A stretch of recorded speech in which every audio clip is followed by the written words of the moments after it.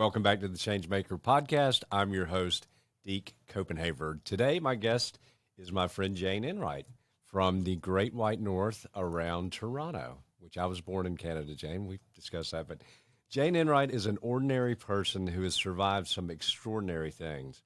An inspiring and humorous inspirational author, speaker, and positivity expert, Canada-based Enright is a former kindergarten teacher, strategic planner, and university lecturer, as well as the founder and CEO of Everything at My Super Awesome Life, Inc. She's also the author of Butter Side Up, How I Survived My Most Terrible Year and Created My Super Awesome Life, and Jane's Jam, Inspiration to Create Your Super Awesome Life. And that's going to be published, I believe, in November.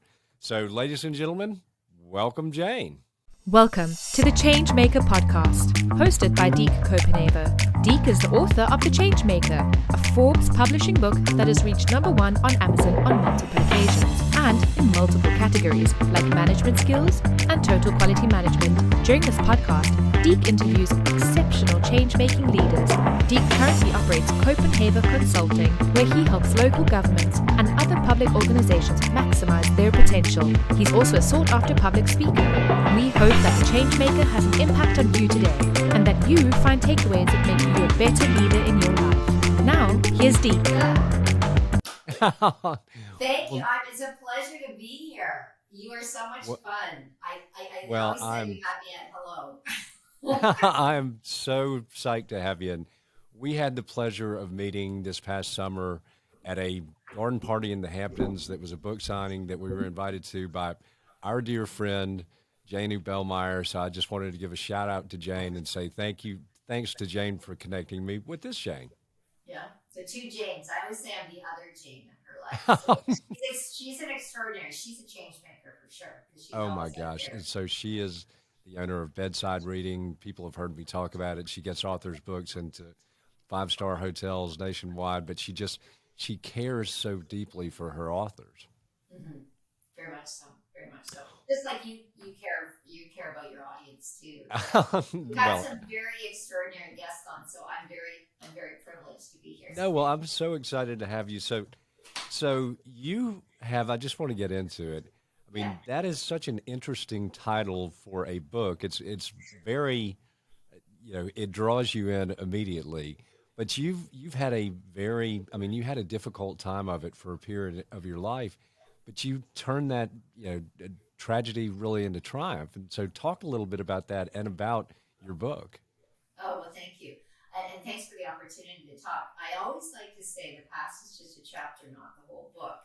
So like many people, we all go through things that are hard and sad, like difficult things, loss. And especially now during COVID, the world has never on such a global scale experienced such sudden, rapid, unexpected, and unwanted change.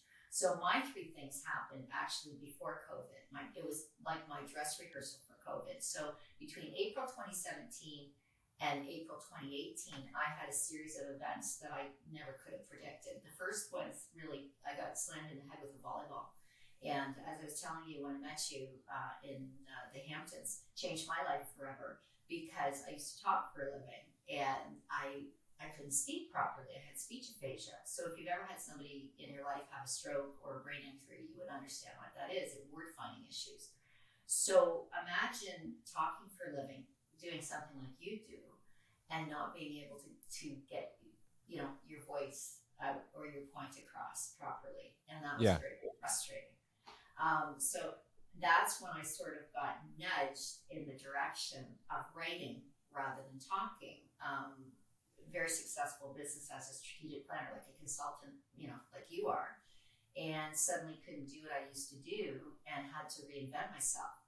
So just as I was thinking about, well, what will I do next?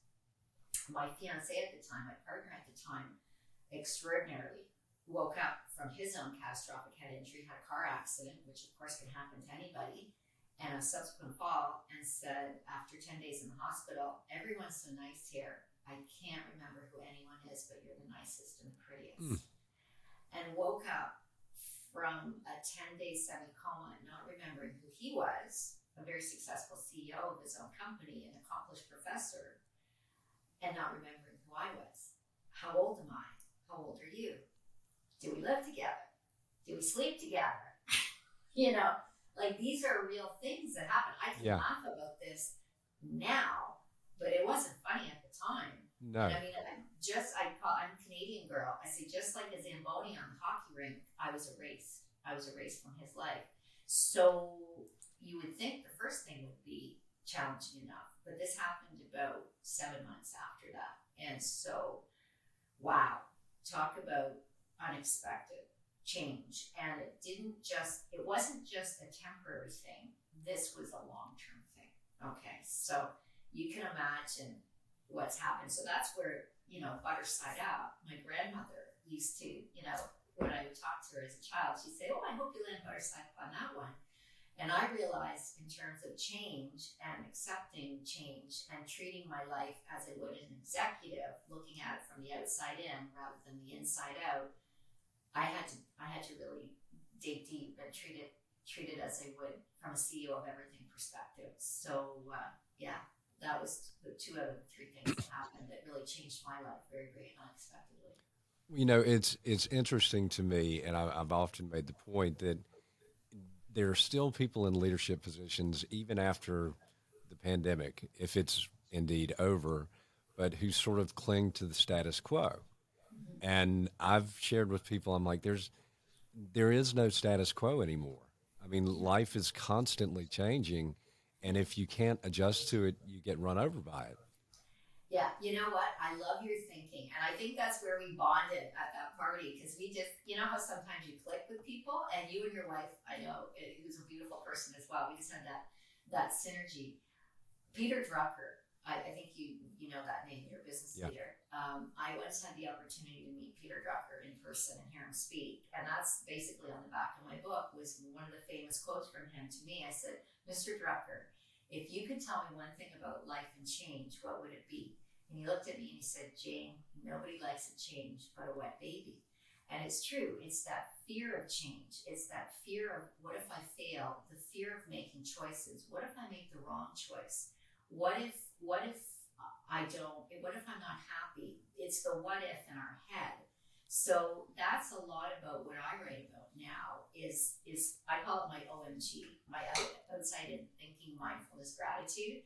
And it's funny, in the business world, successful executives and successful leaders understand the importance of looking at your surroundings. They understand the importance of being flexible, accepting that change happens, changing their markets, constantly looking for new ideas and planning and thinking about, okay, if this isn't working, how do I roll with the punches? It's like a restaurant suddenly having to do just takeout instead of all-in dining. But it's funny, as individuals, we like our routines. We're hardwired as human beings. As Robert Emmons would say, we're hardwired, or Rick Hansen, we're hardwired to remember the hard, sad stuff instead of the good stuff.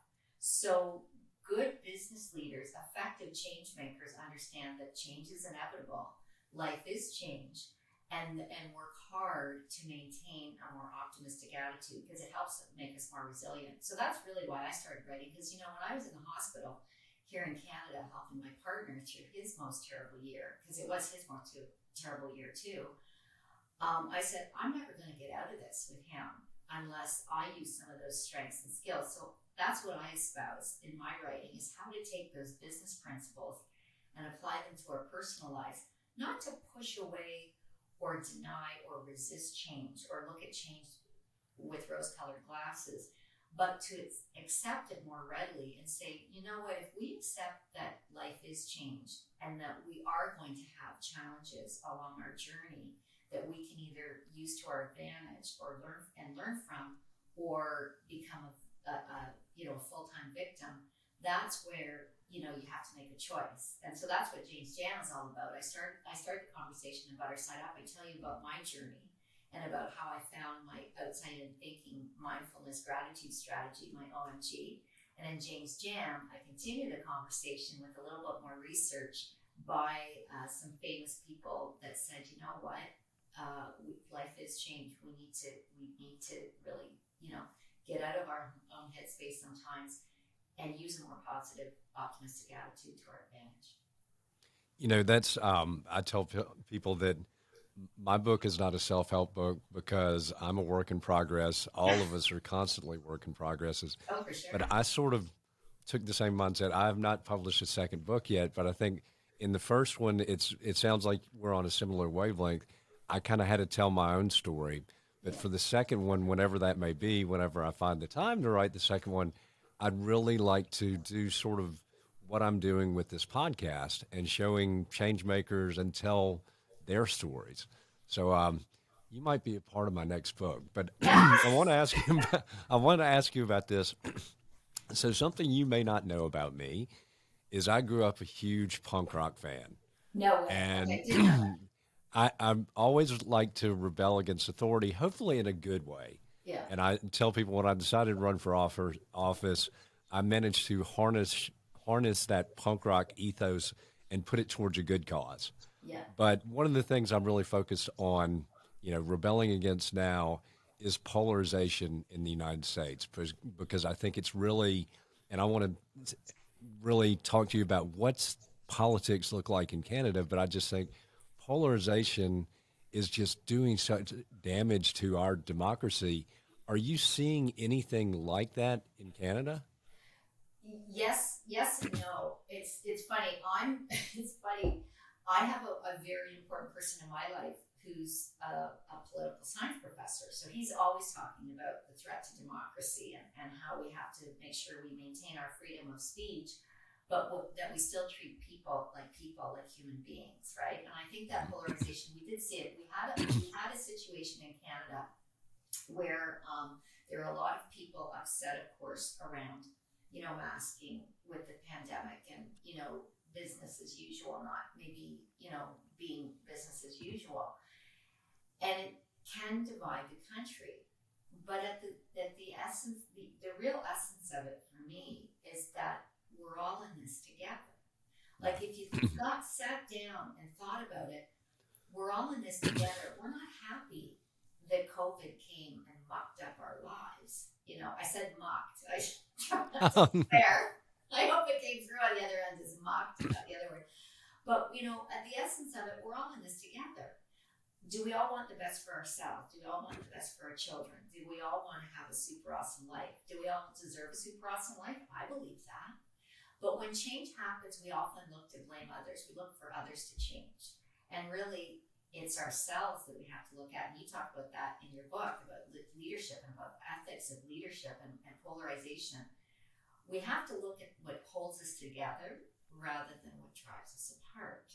And that's where I see it is we may not always agree on politics, but we all agree we all want food on the table. If we all believe that everybody has the right to have not only the necessities of life, but that we have to treat others as we want to be treated, respectfully and with kindness, I think that levels the playing field. And some people may call me bananas for saying that, but I don't think it's bananas at all. I tell people that it seems so simple. I do a lot of speaking to businesses about building a culture, but I've always said that I could just sum it up in treat your customers and your employees the way you want to be treated. Yeah. End of statement. Yeah. But it seems so easy, but it's just not. Yeah. So I think you and I are exactly on the same page. And I honestly believe that I was in Greenville, South Carolina this weekend, and they had a Saturday market where they block off a couple blocks downtown. Yeah. So if you're out there with the general public, I don't sense the polarization. No. It's just that was everybody enjoying a beautiful day at the farmer's market. But I think really the polarization lies more within the mainstream media, social media, and politics. Yes. And that's, to me, is how do we show that we're not that far apart? And I think part of it's just having conversations like this one, but I had never been to the Hamptons before we met up there. No, I haven't either. No. There were good people. Yes. Everybody was nice that we met during our whole trip. And I'm like, this is not, I guess it's probably a blue area, but I didn't have a political conversation with anybody. No, I didn't either. In fact, so I don't know, your listeners, anybody who's going to listen to this has been to the Hamptons. It's a really beautiful area, and obviously first of all, I was astounded at the wealth. Okay, like there's Yeah. rows and rows of these huge estates, and I'm just gobsmacked, right? It's not that people aren't wealthy in Canada, but I just never seen that kind of wealth before, all in one spot, right? Like concentrated. But you know what?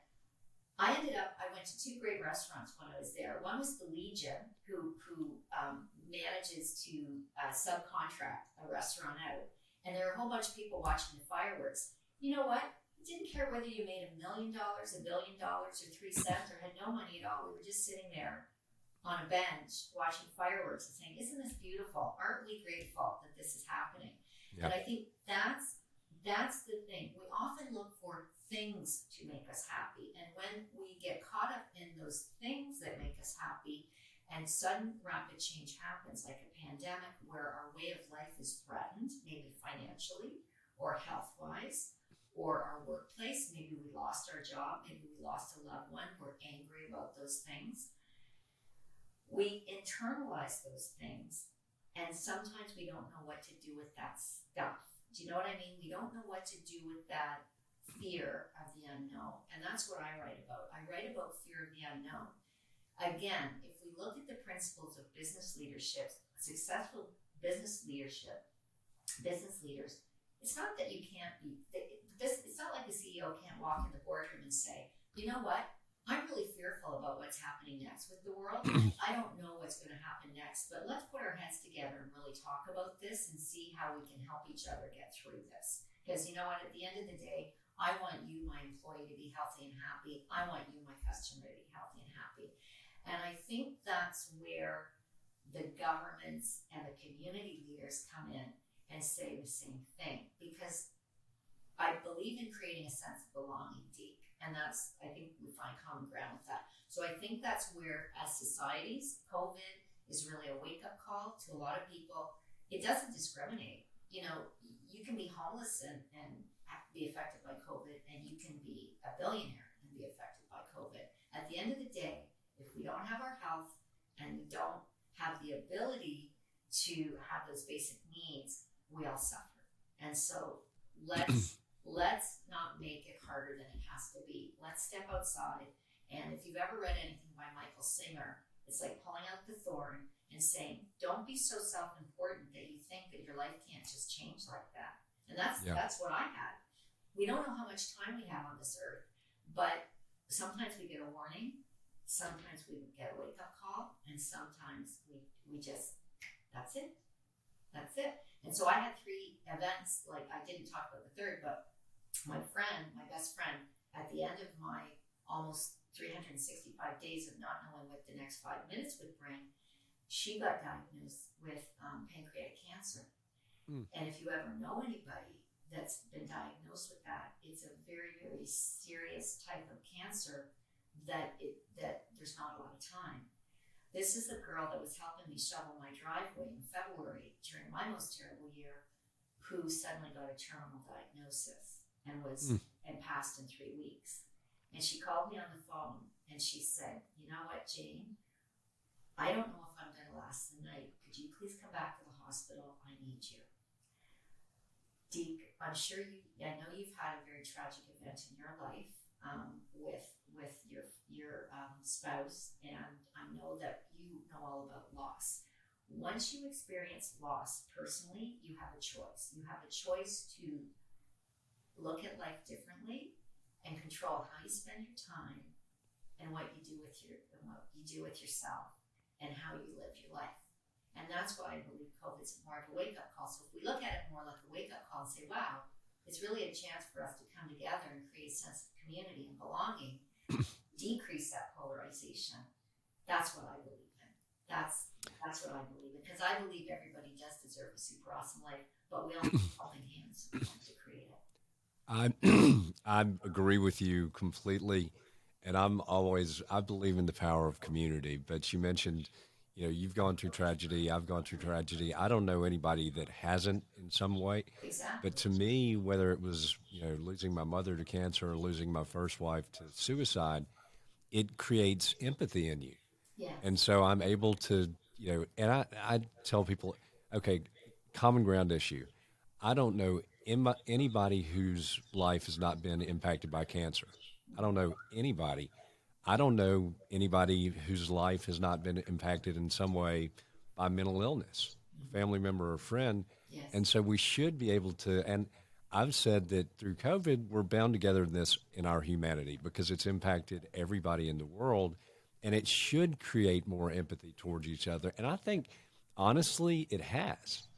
But here again, that's just not always what's reflected in what we see in the media and social media. But Yeah. I'll give you a great example. I mentioned to you that I played in a golf tournament yesterday. Yes. So it was it was a fundraiser for an organization here in Augusta called Aparo Academy. So it's a faith-based school that caters primarily to special needs kids, Yeah. but it has at its core embracing diversity and inclusion. Yes. And they were able to get the school up and running in like 3 years. They just built a new facility. The community rallied around them, and most of the fundraising was local. But it's been amazing to see. But I was saying yesterday, they've developed a community within the community. But to see our community rally around that community shows me that we value diversity and inclusion and the lives of these very special children. Yes. And I think a society is measured and I believe I don't keep a scorecard in my head about people. I think there's a lot of judgment out there, but there are vulnerable populations. I've done a lot of work with Special Olympics, so it sounds like we have a lot in common. Yeah. Used to do a lot of pro bono work for them in my previous life before I started writing full time and speaking full time. And you know what? Sometimes the children with special needs are the most profound. I'll give you an example. When I got hit in the head with that volleyball and I was having trouble talking, I didn't know what was next. So my audience that I used to do a lot of interviews with special needs kids. I used to teach kindergarten. And I can tell you, from my perspective, everything we know we need in life, we learned in kindergarten. Okay? Super simple. Share. Clean up your mess. Say please and thank you. Take a nap when you need it. When you take a time out, step back. Those kind of things, those basic things. Just get back to basics. Those kids that I worked with, I volunteered my time, and I needed them to wear a name tag after I got hit in the head because I didn't remember their names. And you know what they said to me? It makes me want to cry. I told them that I had an injury and that I was trying to get back to speaking and interviewing people. And a young man put up his hand in the audience and he said, "Jane, it's okay." He said, "You're special just like us." He said, "We don't judge people here. We don't judge people here." So how do you not judge people? You take a step back, and if you accept that sudden rapid change can happen at any moment, and you could be on the other side of the coin. You could be that person who's not able to walk and talk or think the same way you used to. It doesn't mean that you're less valuable as a person, but it means that everyone has gifts. And I believe people with special needs have gifts that we don't have. They have insight that we don't have because on a basic level, they just want to be treated with respect and dignity. And they have a lesson for us. It's my privilege to work with kids with special needs because they teach me stuff all the time. And you know what? There's a lot of business leaders and just average people in the world, I think, that would agree with that. There's a prayer that I pray every day if I don't agree with somebody or don't like some sort of actions. Is bless them, change me. And so I literally pray that throughout the day. But you're right, we've all got something to learn from each other. And the children with special needs, they are so special and they do have so much to teach us. But it's, whether it's the Special Olympics, Aparo Academy, I love seeing organizations like that, but that reflect, our humanity in the way that these children with special needs are taken care of. And that's to help a small child. And because several years ago had somebody on my radio show that had a special needs child that was a teenager, but said what you don't realize is it's a lifetime commitment. Yes. I mean, you're a parent to a special needs child, and it's not like after they become 21, the needs change. I mean, they may be more difficult to deal with. Okay. Yeah. No. You know what you speak of is so powerful, Deke, because imagine a world where we all embrace the diversity of others. Imagine a world where we look at a homeless person and say, you know what, that could be me. Maybe they need a leg up. I'm not sure what happened to them or what their experience was growing up, or what their health issue is, or their mental health issues. Imagine a world where we celebrate people that are vulnerable populations. Imagine a world where we wake up every day and we say, I don't know what's going to happen next, but I know it's going to be something super awesome. How am I going to make a difference today? How am I going to be a change maker today? How am I going to brighten somebody's day? Because I believe in the power of kindness and the power of gratitude. And I wanted to share this weekend, you talked about the golf. We're both golfers, and you talked about your special needs at Aparo Academy. We just had the Terry Fox run in Canada this past Sunday, which happens all over the world. There's a perfect example of somebody that took a tragedy in his life. Terry Fox, at 21 in the 80s, chose to say, you know what, I lost my leg to cancer. I'm angry about this, but I never want anybody to have to go through what I went through, and I want to beat cancer. I want to kick cancer in the rear end, and I want to make sure that everybody has a fighting chance. So he started his marathon of hope across Canada. Started in Newfoundland. I write about it in James Jam. Trying to get to BC, his home province, never made it because the cancer came back.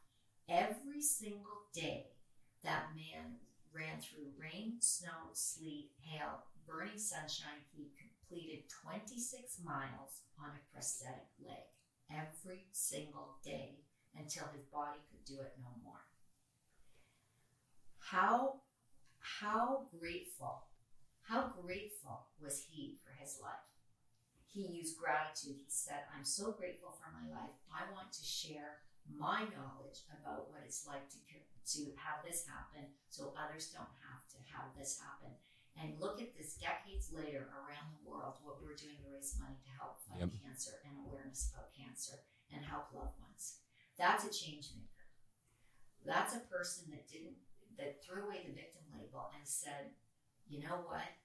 This is an awful situation, and that's what I think we have to do as human beings. We have to say, you know what? Hard set stuff happens. Stuff with 4 letters ending in a T happens to all of us, but it's how we respond that matters. And so I'm so grateful when I meet people like you who think like me. Not everybody thinks like us, but if we can sort of talk about some of the things that we are and we're not, and that inspire us, because you and I are perfect examples. Our events in our life changed us in a positive way. They could have buried us deep. We could have gone backwards instead of forwards. So that's what I always say to people. People like Terry Fox inspire me. People like Winston Churchill inspire me. People like you inspire me. But I want to help show the world that I never set out to be an author, but good things can come from bad things. So please don't lose hope. And when you have those wonderful ideas in your head and nobody seems to be listening to you about those wonderful things, do a kind deed. Call or text that friend in need. Say you love your mother. Say you love your kids, even if you've made a mistake. Be that change in your own life, because you know what? It grows. It grows and grows and grows. And there are people out there, like organizations like this academy that help people with special needs, Special Olympics, the Salvation Army, the YMCA. There's Rotary. There's all kinds of wonderful, wonderful organizations out there that can help support you, even in the business world. So I do believe it's possible to change, and I do believe that it's people like you that are making a difference. So I'm thrilled to be here. Well, and I share with people that, it takes courage to face your fears and to go forward with a new idea or to challenge the status quo. And if you challenge the status quo, which I think sort of back to the polarization issue, that's become the apparent status quo in the States. But when you challenge the status quo, you're always going to have somebody tell you you're never going to be able to do this. Yeah. I'm sure when you decided to write a book, there were those that said, this isn't a good idea, because how can you be a writer because you've never written before? That's right. So I tell particularly young people, expect pushback when you come up with these great ideas, but don't let that stop you from doing them. Exactly. And I to leading through compassion and vulnerability to me is key. And I will tell people I don't have all the answers, and I still, I have my own fears to deal with. And like everybody else, I think if somebody tells you that they're never afraid of anything, they're probably a sociopath, to be Yeah. perfectly honest. Yes.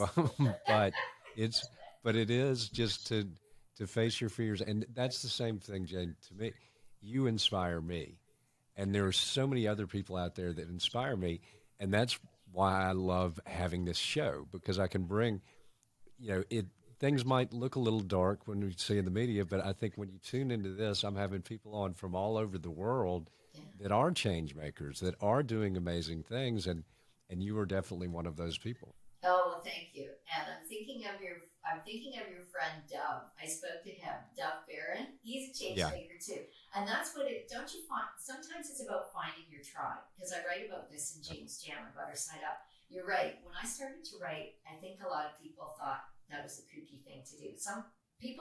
I had people encourage me that I'd never met, that I never thought would encourage me. I had people in my own circle of friends and around me, my family, that didn't pay much attention. It was just like, oh yeah, she's just trying, this is her own little thing. And never in my wildest dreams did I ever imagine I would go to an event like and meet someone like you, or have someone like Jane Meyer at Bedside Reading take me under her wing and say, you know what, Jane, your writing's important. I love it. I want to help put you out there in front of the world. Never in my wildest dreams did I imagine I'd be an Eric Hoffer Award winner or Living Now Book Award winner, which I just received in August. We just had the award ceremony. And congratulations on that. That is Thank awesome. you. Thank you. And I'm not trying to toot my own horn, but sometimes we have to. It's a very delicate line to still have that humbleness inside of you, and understand that life can change in an instant. But I worked really hard for that, and I had to overcome a lot of adversity. And I'm thrilled when people say, you know what, Jane, your story gives me hope. I've had people come and cry, like when I do book signings, and say, Jane, I've had such a hard year. I don't know how I'm going to get through it. And I put my hand on their shoulder and I just say, you know what? It's okay. We all go through hard stuff. That's when you need that support system around you. Listening to inspiring podcasts, reading inspiring books, tuning out that media stuff, because he who controls the media controls what we listen to, and they don't have all the answers. Once you have things happen to you that are challenging, what I did is I chose to live a very intentional, purposeful life. I'm very careful who I spend my time with. I don't spend my time with people who don't help me feel awesome and help me celebrate who I am, nor should they spend time with me if I don't do that for them. I have people in my life that encourage me and help me and inspire me. And that's how I'm able to put my fuel in the tank every day to help others, because I know I have gifts and know-how about how to get through a tough situation that others don't. And that's what I espouse to help other people like you. When people shoot you down and say negative things or make you feel angry or make you feel sad, it's usually because they're fearful of something happening. For example, when people get divorced, I'm divorced. I had a divorce happen in my life before even all of this other stuff happened. Great guy, just didn't work out the way we thought.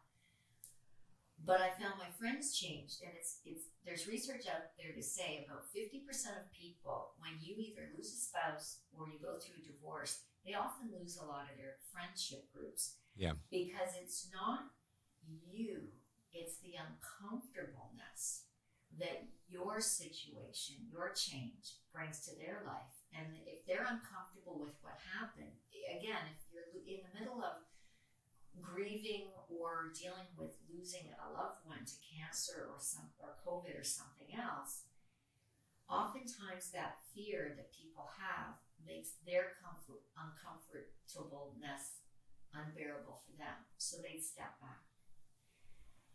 And that's what we're going through now as a society, right? It's how do we deal with being comfortably uncomfortable or uncomfortably comfortable with Yeah. COVID.